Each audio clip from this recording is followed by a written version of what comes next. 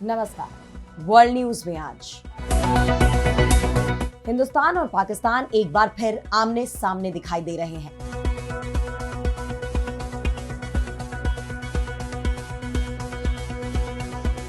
मई के संघर्ष के बाद से दोनों देशों के रिश्तों में तनाव काफी बढ़ा हुआ है।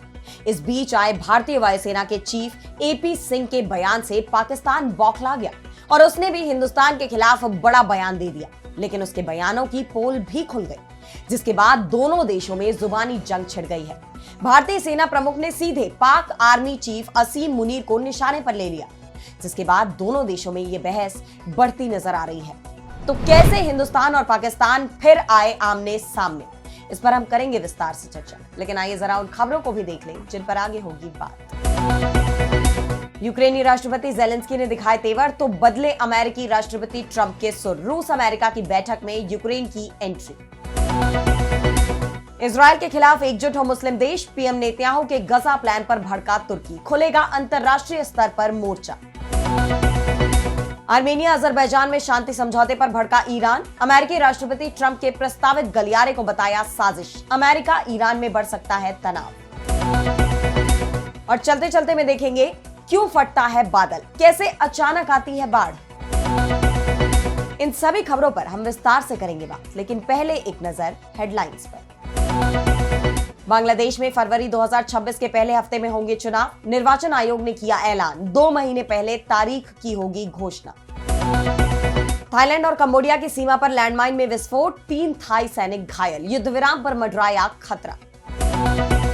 कैरिबियाई देश हैती में 3 महीने का आपातकाल। बढ़ते गैंगवार और हिंसा के बीच सरकार ने की घोषणा, सुरक्षा की स्थिति सुधारने पर रहेगा जोर।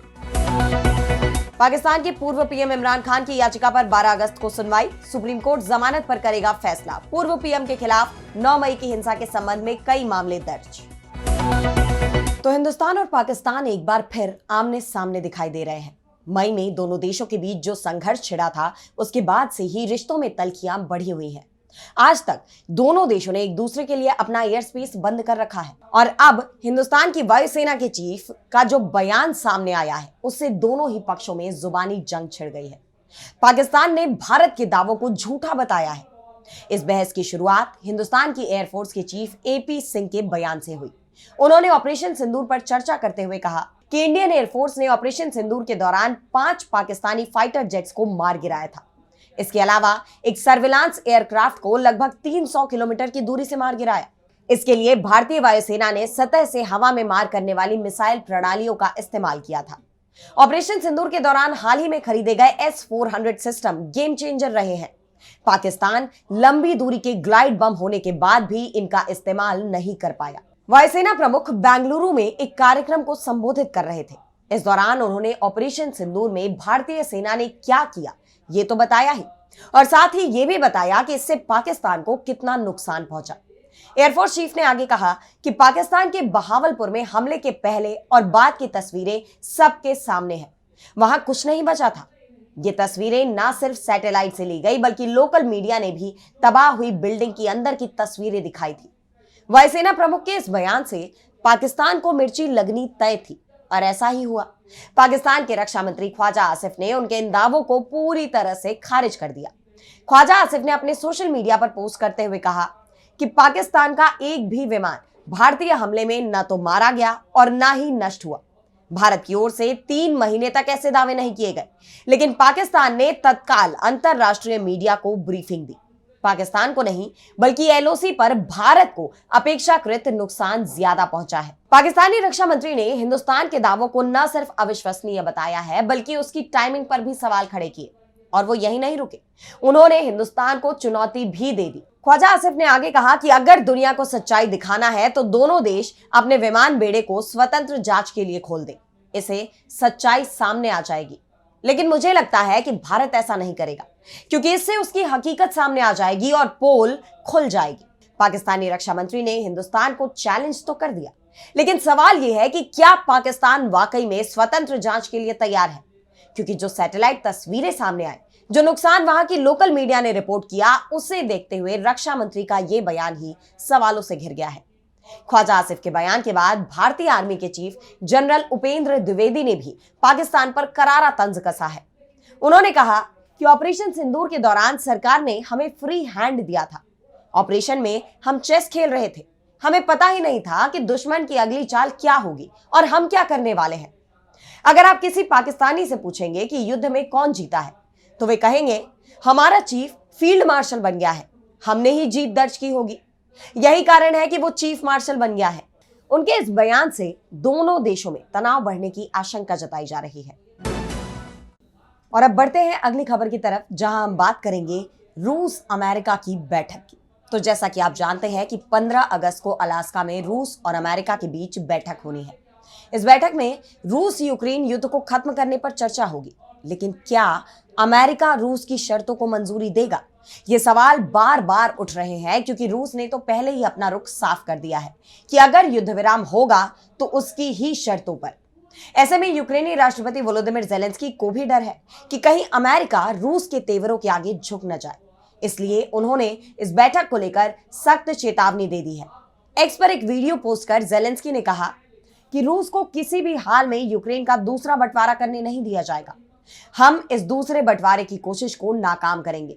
हम रूस को जानते हैं, जहां दूसरा बंटवारा होगा वहां तीसरा भी होगा। इसलिए हम अपनी पोजीशन पर डटे हैं। युद्ध का अंत शांति और मजबूत सुरक्षा ढांचे के साथ होना चाहिए। रूस को जमीन देकर नहीं, बल्कि न्यायपूर्ण तरीके से जंग खत्म करके ही शांति आ सकती है। दरअसल रूस की शर्तों में प्रमुख रूप से यूक्रेन का नाटो में शामिल ना होना और रूसी सेना जिन क्षेत्रों में कब्जा कर चुकी है उस पर रूस का ही अधिकार रहना शामिल है। और जिस तरह अमेरिकी राष्ट्रपति डोनाल्ड ट्रंप ने बातचीत के लिए हामी भरी है, उसे देखते हुए ज़ेलेंस्की को इस बात का डर है कि वो रूस की शर्तों पर भी हामी भर देंगे। ऐसे में ज़ेलेंस्की ने चेतावनी भरे स्वर में कहा कि अगर उनके बिना कोई भी समझौता हुआ तो वो शांति के खिलाफ मरे हुए फैसले होंगे, जो शुरू होने से पहले ही नाकाम हो जाएंगे। और जब ज़ेलेंस्की ने सख्त रुख अपनाया तो उन्हें भी इस बैठक में शामिल करने पर ट्रंप को मजबूर होना पड़ा। मीडिया रिपोर्ट में दावा किया गया है कि ट्रंप यूक्रेनी राष्ट्रपति ज़ेलेंस्की को भी इस बैठक में आमंत्रित करने पर विचार कर रहे हैं। एक सीनियर अमेरिकी अधिकारी ने कथित तौर पर कहा कि ज़ेलेंस्की का आना बिल्कुल मुमकिन है, लेकिन अभी तक कुछ भी तय नहीं हुआ है। अब ऐसे में देखना यह होगा कि क्या यह बैठक सफल होगी, क्योंकि अगर इस बैठक में कोई भी हल नहीं निकला तो 3 साल से चले आ रहे इस युद्ध को खत्म करना मुश्किल हो जाएगा। और अब अगली खबर में बात होगी गजा की। तो इजराइल के प्रधानमंत्री बेंयामिन नेतन्याहू गजा को पूरी तरह से अपने कब्जे में करने का प्लान बना चुके हैं। इजराइल की सुरक्षा कैबिनेट ने इस प्लान को मंजूरी भी दे दी और नेतन्याहू ने अपनी सेना को भी आदेश दे दिया है, लेकिन उनके इस ऐलान ने पूरी दुनिया में बहस छेड़ दी। कई देशों ने नेतन्याहू के प्लान की कड़ी निंदा की है और अब तुर्की ने सभी मुस्लिम देशों से अपील की है कि वे इजराइल के खिलाफ एकजुट हो जाएं। तुर्की के विदेश मंत्री हाकान फिदान ने कहा कि ये इजराइल की बड़ी संख्या में लोगों को मारने की और विस्तारवादी नीतियों के एक नए दौर का प्रतीक है। मुस्लिम देशों को एकजुट होकर काम करना चाहिए और गजा पर कंट्रोल करने की इजराइल की योजना का अंतरराष्ट्रीय स्तर पर विरोध किया जाना चाहिए। तुर्की ने नेतन्याहू को इस प्लान को पूरा करने से रोकने के लिए वैश्विक उपायों की अपील की है। यानी एक तरह से उन्होंने पूरी दुनिया से ही आह्वान किया है कि इजराइल के खिलाफ मैदान में वो उतरे, जिसमें उसे कई देशों का साथ मिलने की संभावना भी है, क्योंकि संयुक्त राष्ट्र के साथ ही ब्रिटेन, फ्रांस, ऑस्ट्रेलिया, तुर्की, जर्मनी, फिनलैंड और कनाडा जैसे कई देशों ने इस योजना की निंदा की है। संयुक्त राष्ट्र के प्रमुख एंटोनियो गुटेरेस ने चेतावनी देते हुए कहा है कि इजराइल के इस कदम से गजा में भयंकर तबाही आएगी और बड़े पैमाने पर मौत होगी। और अब तुर्की ने तो सभी देशों को एकजुट रूप से आवाज उठाने की बात कही है, जो इजराइल के खिलाफ एक बड़ा मोर्चा खोलने के संकेत के रूप में देखा जा रहा है। तुर्की का यह बयान इस्लामिक सहयोग संगठन की आपात बैठक के दौरान आया है। विदेश मंत्री फिदान ने कहा कि इजराइल की नीति का उद्देश्य फलस्तीनियों को दाने दाने के लिए मोहताज करके उन्हें उनकी जमीन से बेदखल करना और गजा पर स्थायी रूप से आक्रमण करना है। दूसरे देशों के पास इजराइल का समर्थन जारी रखने की अब कोई वजह नहीं बची है। तुर्की के इस बयान का समर्थन करते हुए मिस्र के विदेश मंत्री अब्देल्ती ने कहा कि आज जो हो रहा है वो एक बहुत ही खतरनाक घटनाक्रम है। इसके अलावा मुस्लिम देशों के समूह ओआईसी ने भी इजराइल की इस योजना की निंदा की है। ओआईसी समिति ने कहा कि इजराइल की योजना एक खतरनाक और अस्वीकार्य बढ़ोतरी, अंतरराष्ट्रीय कानून का घोर उल्लंघन और अवैध कब्जे को मजबूत करने की कोशिश है।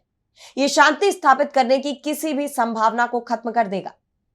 यानी अब अंतरराष्ट्रीय स्तर पर इजरायल का विरोध देखा जा सकता है। वैसे खुद इजरायल में भी नेतन्याहू के प्लान का विरोध देखा जा रहा है।